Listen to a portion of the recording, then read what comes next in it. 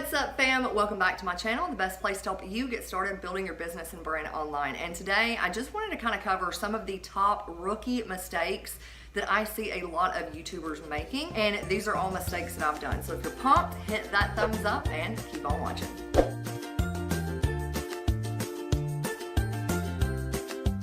Rookie mistake number one is that your intro is too long and people are falling off before they ever actually get into the content, the meat of your video. Now, if I'm being honest, this was an issue for me for a hot minute, okay? And so I have to stay really mindful about making sure that the beginning of my video, that my intro is not too long.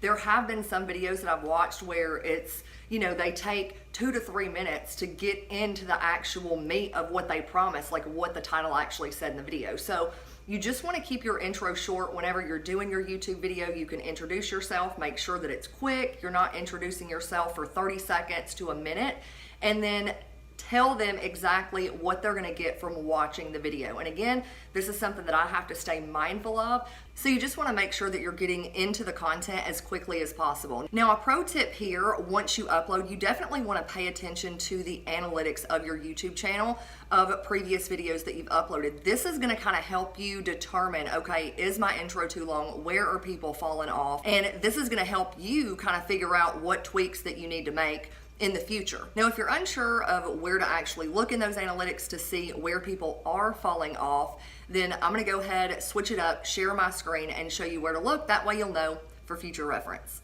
All right, so once you're on your YouTube channel, you just click on YouTube Studio. Once you're here, you just go over to where on the left-hand side where it says videos, and you can kind of click on any video that you want to. So if I just scroll down, and let's say that I pick this one where I just talk about some different Facebook features. If you kind of hover over these little icons, this is going to say analytics. You just click on it, and on the very first screen where it says overview, if you scroll down, it's going to have this audience retention. Now, the goal from what I've researched and learned from, say, video creators who's all about YouTube, you can see this video has about 23.3% retention.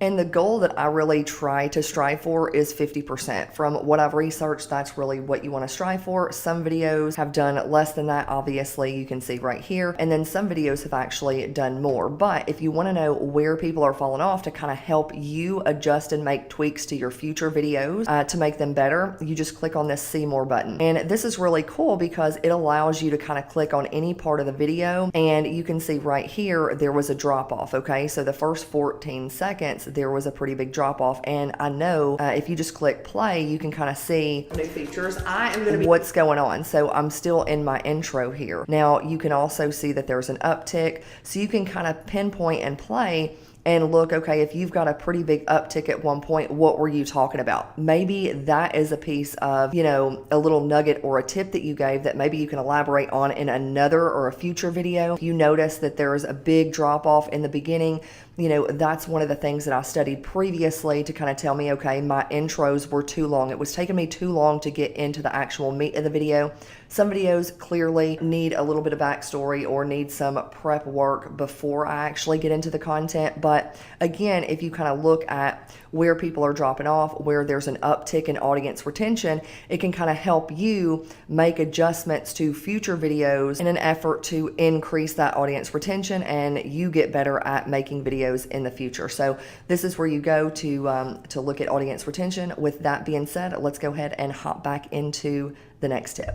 Now, the second and third mistake that you want to avoid has to do with thumbnails. And I'm not gonna dive like deep into thumbnails. I actually did a video like 5 thumbnail mistakes that you wanna avoid, which you can check out right above. I'll also link it down below in the description for you to check out later. But there's 2 main things that I want you to think about. So mistake number 2 is just not taking the time to actually think about your thumbnail. When I first started my YouTube channel, thumbnails were like an afterthought to me. I actually didn't even do thumbnails. I would just take a still image, like whatever still image that YouTube came up with, and that was my thumbnail. That's like the worst mistake that you can make, okay? So you definitely want to make sure that you are paying attention, putting some time and effort into those thumbnails, because this is one of the big determining factors of whether or not somebody's going to click on your video when they're scrolling through, or if they don't. You can do thumbnails by yourself if you are the creative type. You know, I've played around making my own thumbnails. And one of the things that I did, just a little pro tip, is I would go on YouTube and I would scroll and look at the videos, and different thumbnails that caught my attention, I would kind of ask myself, okay, what's making this thumbnail stand out? You can keep a little swipe file, and then again, you can use websites like canva.com to create your own thumbnails, or you can even hire this out.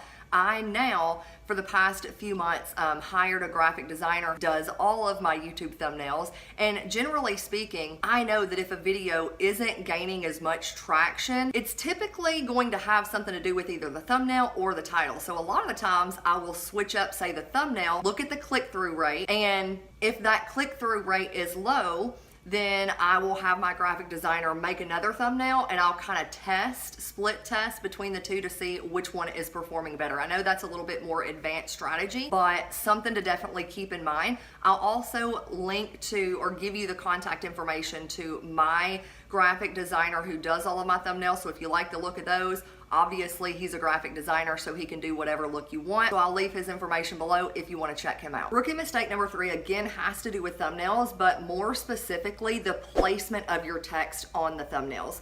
So again, I used to make this mistake. When you are scrolling through on YouTube, there is a timestamp of how long the video is in the bottom right hand corner of the thumbnail. So you want to avoid any text on that lower right hand side. Otherwise, when people are looking at what's on, you know, the text on that actual thumbnail, it could be getting cut off, which could be reducing the amount of views and clicks that you're actually getting. So you want to make sure that you're keeping the text on the left hand side of your thumbnail or in the upper right hand corner. Rookie mistake number 4 is not taking advantage of the pinned comment, okay? So whenever you upload a video, you have the comment section below, obviously. And for the longest time, like, I was not actually utilizing this or doing this, okay? I was putting everything in the description, relevant links, links to other videos, free resources, things like that. And what I've learned from watching a few other creators is that when you use that pinned comments feature, you can put all of the most important information,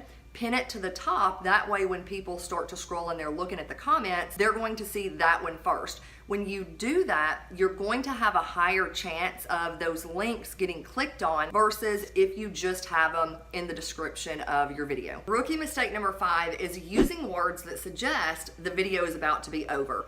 I was, again, the worst at this, so no judgment to you if you're doing it now, but if you are going through, let's say, 5 tips and you use words like, okay, this is the last tip, or words that are suggesting that the video is about to be over, people are going to, there's going to be a higher chance that people are actually going to click off and not watch the video through the end. And a lot of the times, the ending is where you are promoting other videos, which again is going to help increase watch time, increase views. Maybe you've got some free resources, a lead magnet that you want to tell people about. Well, if they're not actually getting to the end of the video because you're using a language that's suggesting the video is about to be over, then again, you've got a lower chance of them actually sticking around until the very end. So you want to steer clear of words like that. Another tip that I can give you is maybe if you've got something, you know, like a free giveaway, or you've got something cool that you're going to share at the end of the video, tease that at the beginning and give people a reason to stick through to the end. This could be something as simple as me telling you, hey, make sure that you're sticking around until the very end of the video, because I'm also going to be sharing the 2 things that are most important when it comes to YouTube suggesting your content. And again, I'm actually going to tell you, because this is something I learned from somebody who works at YouTube. So again, make sure that you're sticking around, but this is a prime example of something that you could do in one of your videos as well. Rookie mistake number 6 is not actually promoting your content once you upload it to YouTube. This is one of the worst things that you can do, because I know a lot of people think like, hey, I've put all of the work into creating the video, and once I upload it, like, hey, it's done. It's not up to me now. It's, you know, let's just cross our fingers and hope that people start clicking on it. But it's your job to make sure that once the video is uploaded, that you get it out there to as many people as you can. And this can be emailing your list. Hopefully you've got an email list set up. If not, I'll link to some information below. It's quick and easy. You can get it set up, something that you definitely own and control, unlike social media. So I'm a big advocate for having some type of email list. It's you going out there promoting it on social media platforms. So anywhere that you have a social media presence, you can do things like add a teaser video. So take a short little snippet of the video that you've just done, upload it to social media, and then drive traffic back to your YouTube channel. You can create graphics. You could also, let's say that you are giving, a certain amount of tips. You could take a couple of those tips and go live on Instagram, go live on Facebook, share a couple of those tips, and then say, hey, if you want even more tips or 4 more tips, be sure to head over to my YouTube channel and check out the video where I share even more tips to help you on whatever the case may be, whatever the topic. And let's see how many times I just said tips in one sentence, right? Post it in your stories. So it could be Instagram stories. If you're on Facebook, you've got your profile stories, you've got your page stories. If you're using a page, post it inside of your Facebook groups.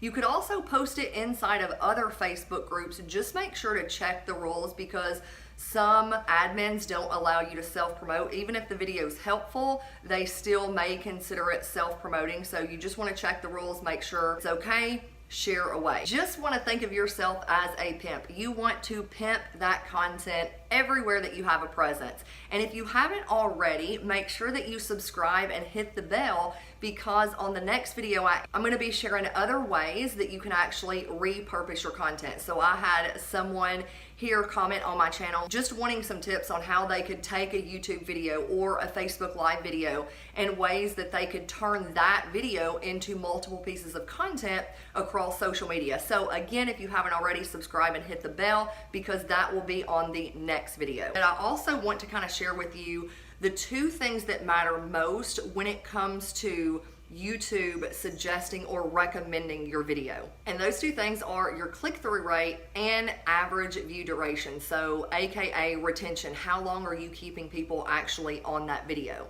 Now, let's first break down kind of like the click-through rate. And I know I've talked about this. I've done a YouTube series, like a YouTube for Beginners series, which I will link that playlist above in the cards and also below if you are kind of new to YouTube, or maybe you've been at it for a while, but you don't feel like your channel is really growing. You don't feel like you're gaining much traction. I've got several videos on that you can watch after this one. But when it comes to click-through rate, that is when you are scrolling through YouTube, how many people are seeing your video and clicking on it and actually watching it, okay? Now, when it comes to click-through rate, there's 2 things that really determine or will determine whether somebody is going to click on your video or not, and that is your title and your thumbnail. So make sure that when it comes to you putting out content, that you are spending just as much time figuring out, what keywords you're going to use, what your title is going to be, and also some time on that thumbnail. And again, average view duration is just how long people are sticking around on your video.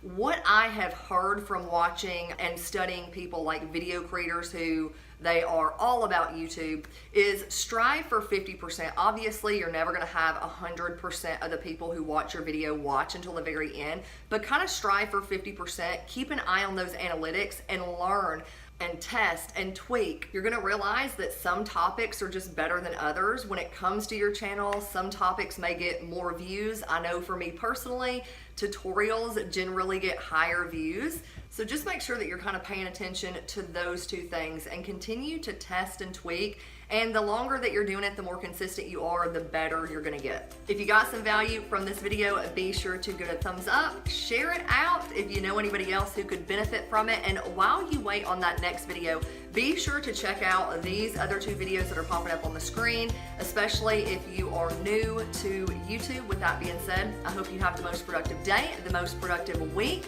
and I'll see you back here next week with another video. Bye for now.